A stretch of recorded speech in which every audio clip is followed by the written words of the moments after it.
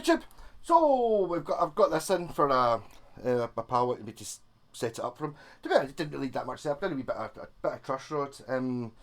He fitted I don't know what to say on it, an X Bixby type thing. This is one of your attach onto the top of the guitar without having to bolt it to the guitar thing. So it's basically mounted on the two tailpiece studs, and I don't know if you can see there. So it's kind of floating. It's kind of cantilevered out over the carved top, which I think is right. So with these things, with a Bixby, the tuning stability is very difficult with a Bixby, right? So there's ways that are meant to improve it. This has some of these ways. See this bar here. This is rollers, so the strings go under these rollers, right? And then this bridge has been replaced with one with rollers on it. And then if you look at the top here, this is a string butler, because obviously nuts tend to stick. I was talking about this the other night. So you can see all the strings are going straight over the nut, which is a good thing. You know, it's like when you've got your nut slot and you've got your string going through it, when you bend a string, it pulls the string through a little bit. Yeah. And then it slides back again. So that's kind of the way it does it. It doesn't, not very much, but enough to knock it out of tune. So when you bend a string up, whoop, it pulls the string through the nut. And if you've got the nut lubricated enough and in a straight line, it doesn't get stuck. Whereas obviously if you look at a Gibson headstock, well, there. So what we're looking at here is, this will be a good, kebab skewer will be a good one. So currently, as you can see, the string goes through the nut like that, in a straight line, right? Which is good. Whereas if you put it to there, to this thing, you can see it's actually hitting the nut at an angle like that. So the string's having to slide through this slot and then go like this. So obviously there's more friction in that than there is in a straight line thing. I'm struggling with it.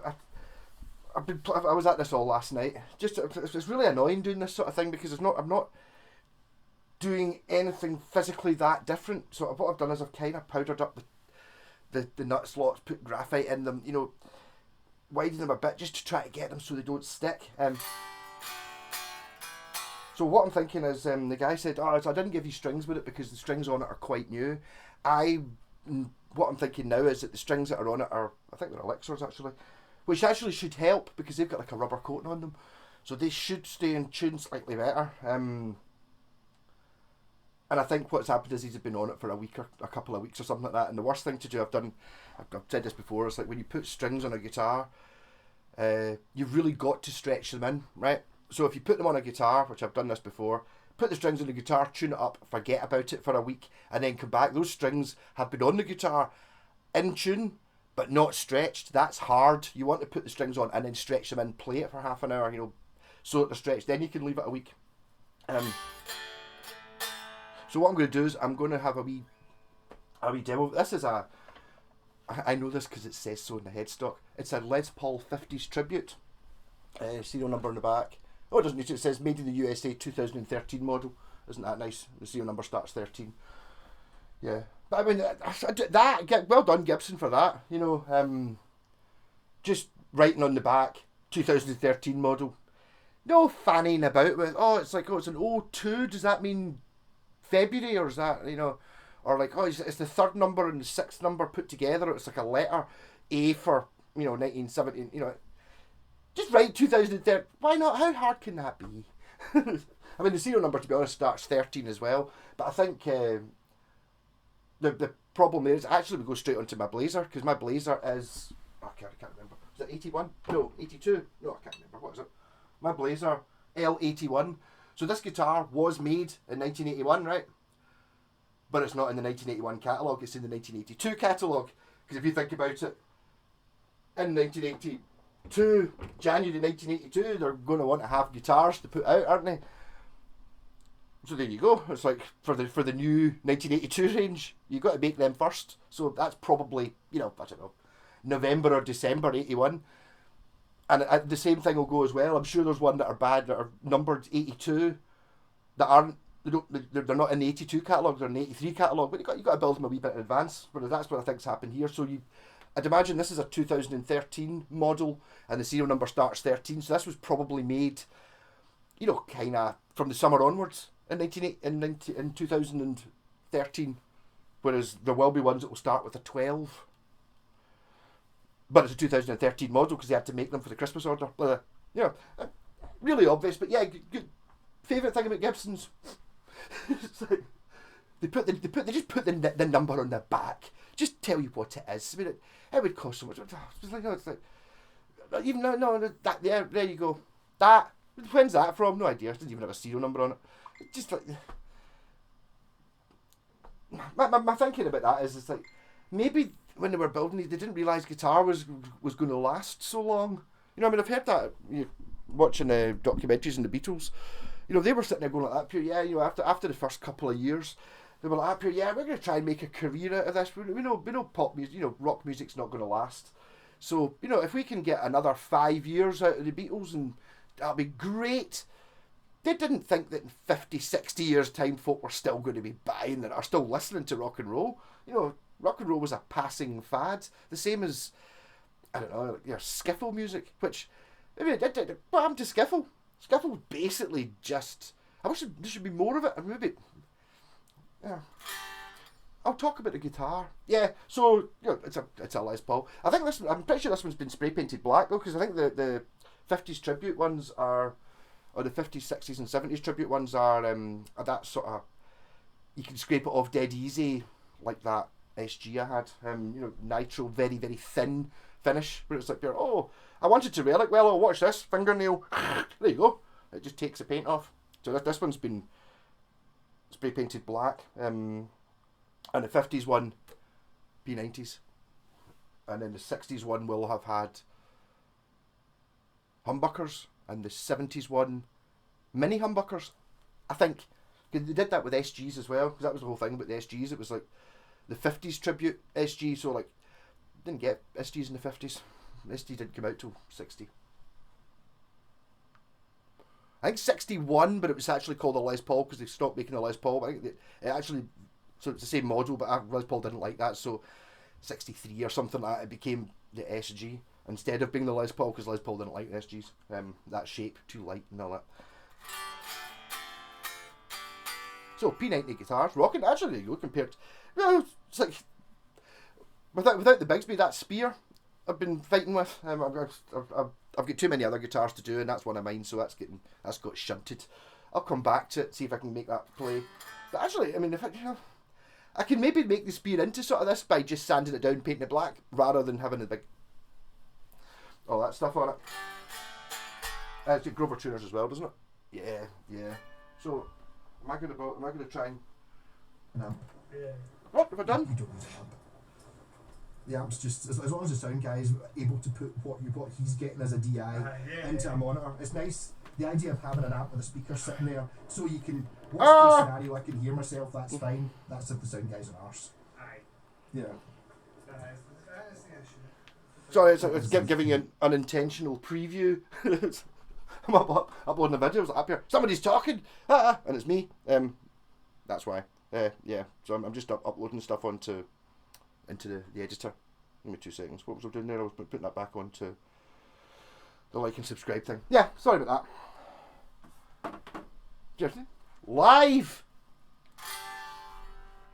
Why it decided to start playing when I was over here? I assumed I'd stood on the keyboard, but obviously I haven't. Yeah, so can I get some? We're on. Oh, close enough.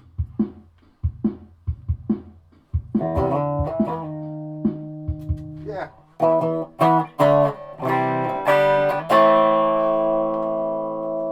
Orange TH30 knee pedals.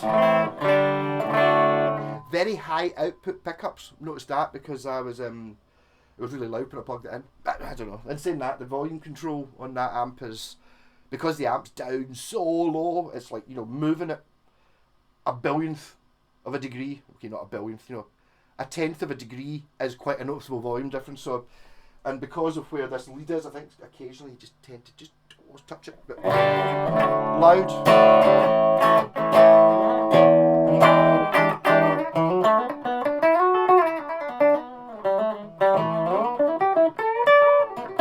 I think that the frets have been done on this as well.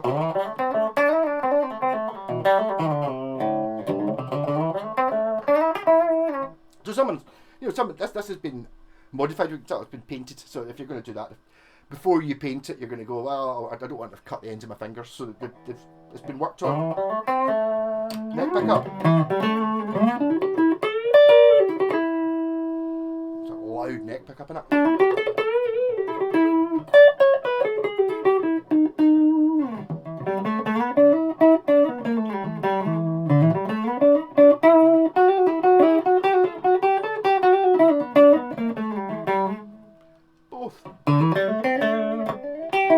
In the middle position, you can really hear that this is, is single coils. I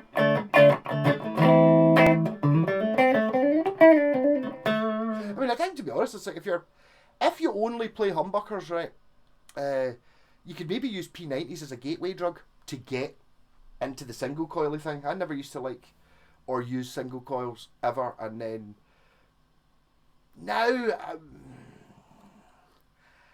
I don't know.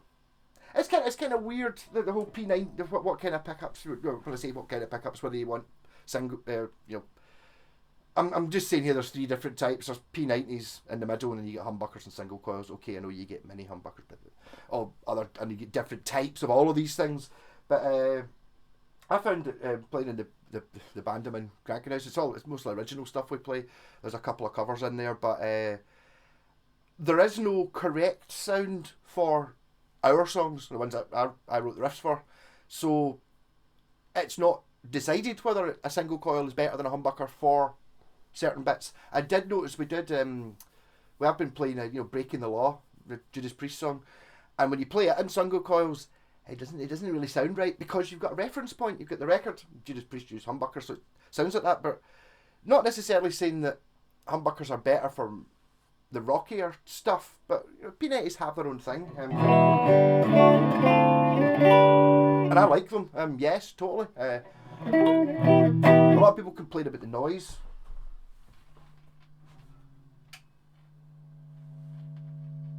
But I mean, to be honest, you want to be standing further away from your amp than that, really. Maybe it's a very small stage you're on, I suppose, and you have to stand 6 inches away from your amp. Actually, one of my pals is he was always obsessed with noise. It's like, I don't like the noise. And basically, where his seat was, his amp was, there. I used to notice this when I was doing guitar lessons. I had a great idea of going round, and I can't remember what amp it was. Was it a BB Blast or something? I was like, I'll just sit on the amp. Yeah. Work fine. Well, I took my SG. I told you, I'll just sit on the amp. That's fine. And then I took a guitar with single coils in it, and you can't sit on top of your amp with single coils because there's noise. You've got to be further away, so you really need to be. It's also that thing about where your amp sits is a huge difference. I've kind of got off topic a wee bit here, but it's a Friday night, and you'll not be surprised if you've seen it just before. But basically, you want to have your amp somewhere that's actually kind of pointing at you. Just as a general rule, sitting on standing here, and it's like, okay, for example, right now, this is not the best place. If I was sitting in the house, it's like standing with my back to the amp, going that way. I suppose it's good practice for playing on stage, because I'm playing these amps at that mic. Yeah, that makes sense. But if you're sitting in the house, you don't want to be sitting there with your amp pointing over there. It's like you want to be, well, at least I'm in front of the amp. Whereas if I had the amp, sitting in line with me, pointing that way, I'm not, what's the sound am I getting? Not very much. You want to be within the sonic zone of the speakers. That's why I should probably actually go back to using the 3x12. Because the speakers are all at funny angles. It's kind of the difference with that one in the bottom that points up the way. What a difference. If I was doing a gig and you're so it's quite feasible that there's my amp playing a gig. That's not, standing here, that's fine. Whereas if that was just like a normal, like a 4x12 or a 2x12 that all pointed that way, if I'm standing here, the sound's coming out like that, you're sitting there, you're getting blasted in the face, and I'm not really hearing it much. Whereas that one of those speakers is pointing this way, and one of them's pointing kind of up the way, so I can actually hear it.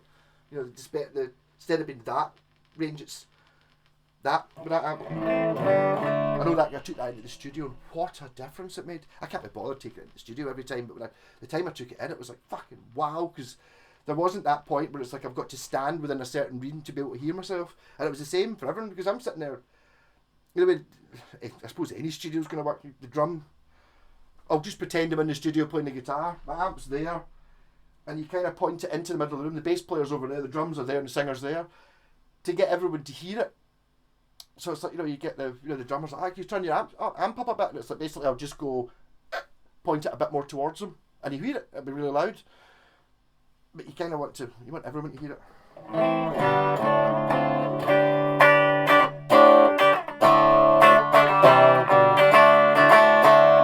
I'm terrified of touching this Bixby. The thing about a Bixby, I don't know. They look cool, and they do add a big chunk of mass on the top. So there is a tonal difference. You've also got those bits which do have a harmonic resonance. Sorry, Mr. White. Tone. Didn't say that. I didn't say tone. You can't say tone.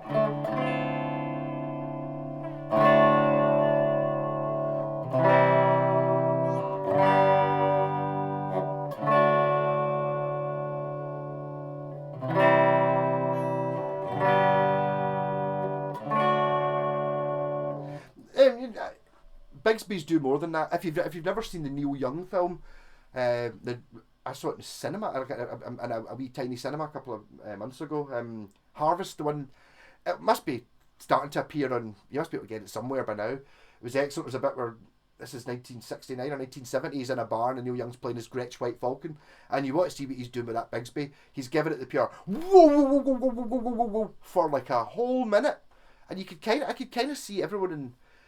Out of the people that were in the cinema, I don't know, 100 people or something like that, kind of folk like me sitting there going, Bixby, and then when the song came back in again, he went, and it was in tune. It was like pure. You could almost feel everyone in the cinema, or everyone who played the guitar in the cinema, going, "What? No way with a Bixby," because they don't stay in tune. Even the best ones. So if you can do it, but see what I'm doing there, which is what they're for.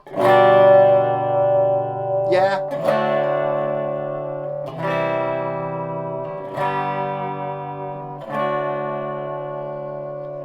That's what a Bixby's for. It's not for.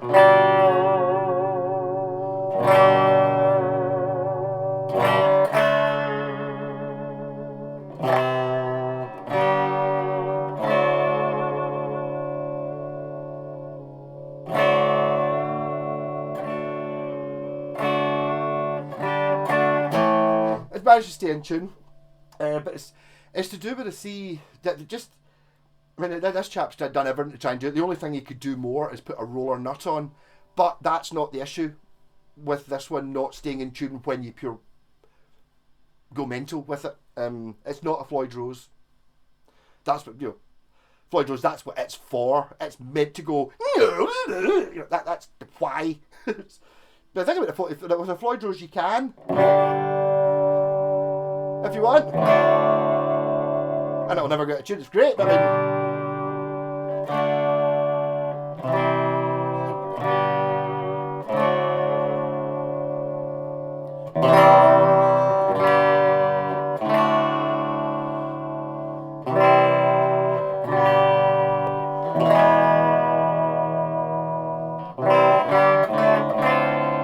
I think I might have finally conquered this. Last night I was playing it and it was just sitting there, but putting cutting the. Actually, now that I think about it, I know exactly what's happened. See, when it was painted black, it's been painted over the nut. That's why when I was giving it the lightest of scorings with a file, it's kind of going powder and then filling it up with graphite. It's like it was the paint. So when whoever it is that's painted this has taped off the fingerboard. And they've painted, the nut's been painted black as well. So there's been paint in the grooves. That's why it wasn't working. That's why it is now. Revelation time.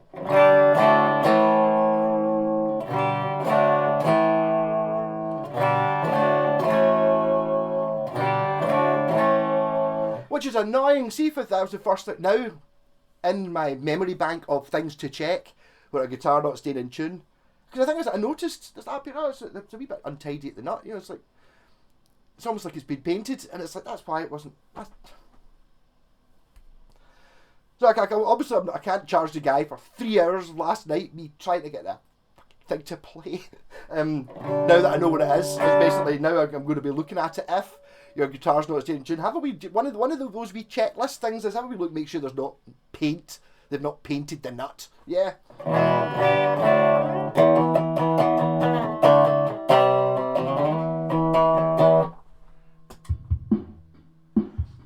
At this tempo.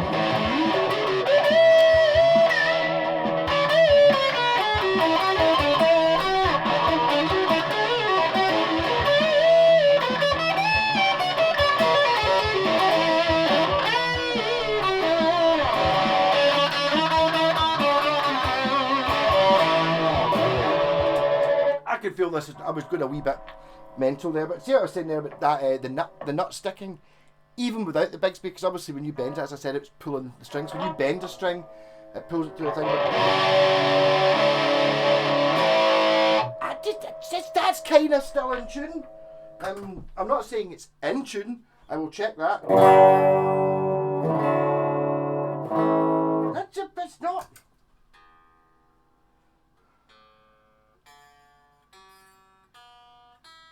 Yep. So now it's the strings are no longer skipping here because all those strings are out of tune the same amount. What you notice there, I don't know, you can't see the tuner, but that's sitting there at flat, but now it's sharp. So, and now it's back in tune. So the actual functionality, basically the Bixby, any Bixby, not just this one, any Bixby is just sitting on this one spring, right? And it doesn't return to the middle because it's just a spring.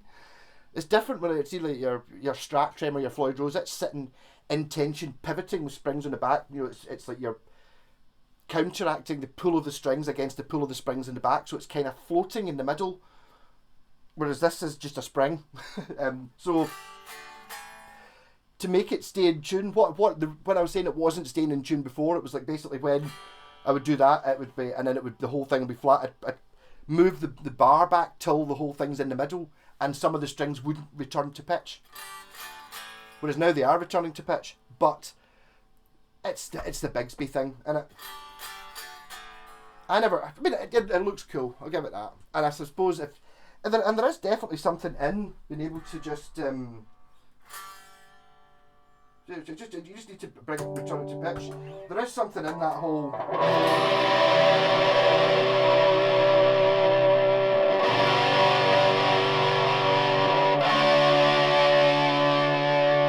It's much more because you can do your vibrato on one string.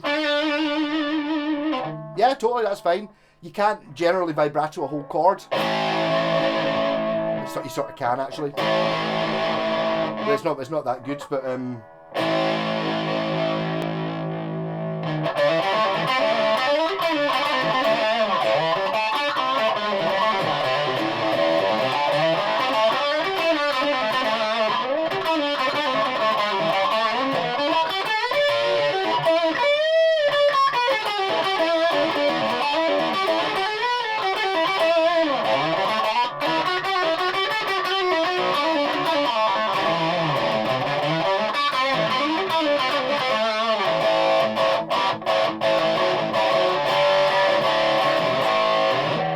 I mean, this guitar's actually pretty good. I'm, as you know, I'm not the biggest Les Paul fan, not the biggest Gibson fan, but I think the main difference is this one's been worked on. This isn't a new one. This isn't a straight out the shop. They went to the effort of painting it. They went to the effort of sorting the frets and making it, setting it up, finishing building it. There you go. This one's been finished building. It's all right. It's pretty good. It's just that. You know, the small thing that was missed, the painting the nut, is why it wasn't. It's in tune. I mean, there's a difference between in tune, and in tune, because you could be enough in tune. You know, if I'm playing in a band, you know, it's like who else am I getting a tune on in my band anyway? It's only the bass player. He's the only one that can play notes. So if I'm slightly flat, but my guitar still sounds in tune, it sounds like he's wrong, even a slightly bit. But I mean, there's that whole giving it the human element. You don't really want, if everything was perfectly in tune, it sounds sterile, right? That's why you play a guitar. A guitar isn't in tune. It's like you tune all those strings open. Yes, with an open strum, those strings are all in tune. You play a chord, and this is meant to be a G. Not quite a G. It's very nearly a G. It's maybe a wee bit flat. I can't remember which way around it goes. And this, you know, and then that's meant to be a B. Yeah, and a G. That's meant to be a B. It's very nearly a B, but not quite a B because it's to do with lengths of strings. That's why Steve Vai's got the guitar with the frets are that shape. It is in tune all the way up the neck because just to do with harmonics and the length of the string thing, you can't. It's a compromise in there, the whole thing, which is what gives a guitar a certain voice. You know, the slight out of tuneness makes it sound fatter. You'll notice if you've ever worked with synthesizers, or basically got a proper, you know, like a doesn't have to be analog, but like a synthesizer, not one where you just go, oh, that sound, press a button. One where you've got, like, you start off with nothing, you can chop and, you're messing about with sound waves. If you've got like a double oscillator synth, where you can have the two oscillators playing the same thing, and you just make one of them slightly out of tune, suddenly it goes and it sounds great, whereas it sounds thin and lonely on its own. Whereas once you get two and you just detune one of them or put it up the way, what a difference that makes. That's why guitars sound so great, really. I mean, it's all, just the actual fundamental stringed instrument thing. I don't think that doesn't necessarily apply to fretted instruments. There you go. Because a violin, I'm saying there, or assuming it was fretless, you're playing a G. Well, if it's not quite a G, you can move it up just a wee tiny bit. Or and the B is like a wee bit flat, or you can move it down a wee tiny bit, so it can make a huge difference, and you can get a perfectly in tune G chord on a fretless. Too much work, but then it kind of loses its charm. To me, anyway. But I'm glad I've got this working. When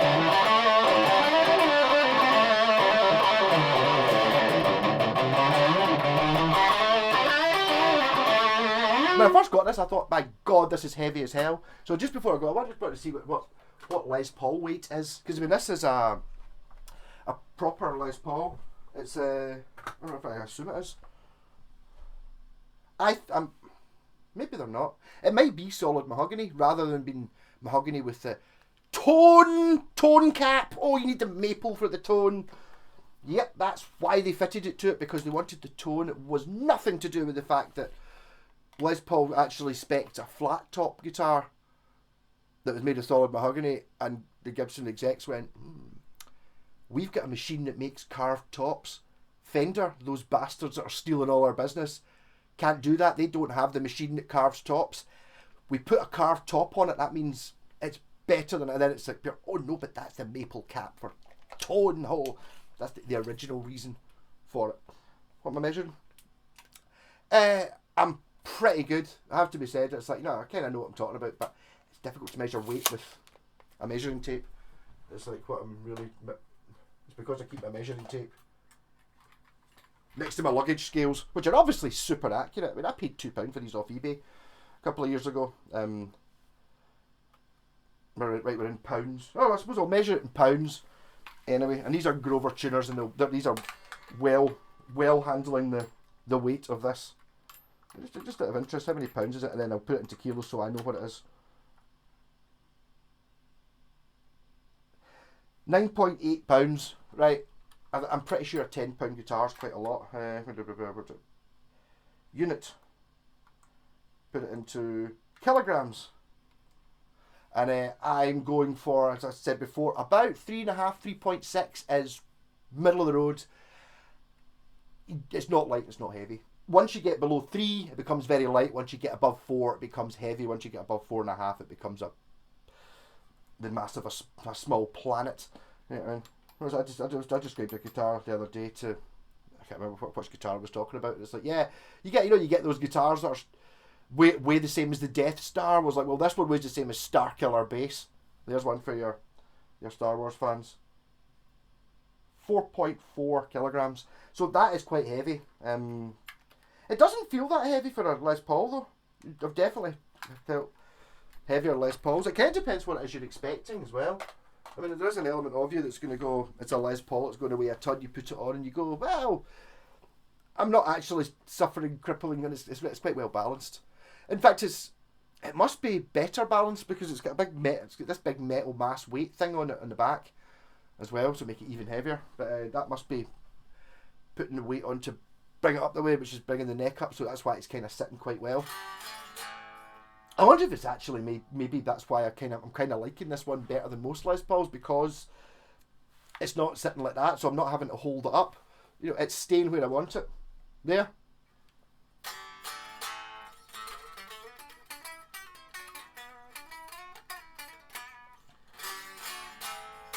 Yeah, so I'm glad I sorted that. It goes to show you again, I was talking about this the other day, how sometimes your best course of action when you're trying to fix a guitar is to just give up and do it tomorrow. That's what happened here. At this a few hours last night, just setting, just fidgeting, setting the intonation, the action, and just trying to stretch the strings in, and just thinking that was the problem. Just trying to play it up, and it's still not working. And then I started doing the nuts, and then something happened. So I watched Wakanda Forever actually, and I'd done a couple of the frets, and I was checking them and all that, and then I finished it off this morning, and then now I've just realised that the reason I had to do them was because of that paint in it, which is a simple thing, but if I'd kept going last night, I would have had bits off. Do you know what I mean? And then it's like actually something that's really quite simple, which wasn't immediately obvious because I'm 2 hours into fanning about with the guitar. So that's, I learned that a long time ago with wiring. If you're wiring it away and you're sitting there and it's like it's not working, so you're already a bit disappointed that you just wired the guitar, it doesn't work, so you take, on a Strat, you take the whole thing to bits, look at it, or change it, do that, redo that, move this, do it again, it's like put it back in, it's still doing it, and then after an hour of that, that's your brain's mush, and you're just hating the thing. Put it away, come back in the morning, and you'll just go, right, let's have another look at this. You look at it and go like that. There's no earth wire.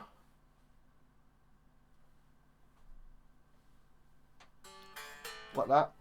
Actually, I haven't done it for a while, but one of my most common problems was sitting there doing all the complicated wiring, in the bucket casters and stuff like that.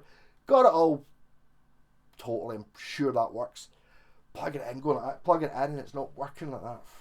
No, so calming down, chilling, having a fag, watching a bit of telly, going back to going, right, let's take this bit, take the scratch plate out, and then go, this is one of those guitars where you have to connect the output jack to the scratch plate. You have to connect it to the output jack, because on a Strat you build the plate, then you stick it in. I put the earth wires on, I just hadn't actually connected the earth. That's happened twice or 3 times ever. So the first thing I always check is, did I actually remember to connect the output jack to the rest of the stuff? Everything else was connected up fine. Wiring 100% working, not connected to the output jack, not going to work. It's like it doesn't matter how good your car is. You could have the most expensive car in the world. I don't know if these days I don't think the most expensive car in the world does have a key, but it's like which is faster, a Panda with a key or a Ferrari that you can't find the key on? And it's like, well, it doesn't. You can't start it, so the Panda's faster, obviously, because it actually moves. Same as which guitar sounds better. Like a £10,000 Les Paul with the output jack not connected, or £100 Les Paul with the output jack actually connected. Yeah. What a load of rubbish I talk anyway. Rock on, catch you later. Sorry man.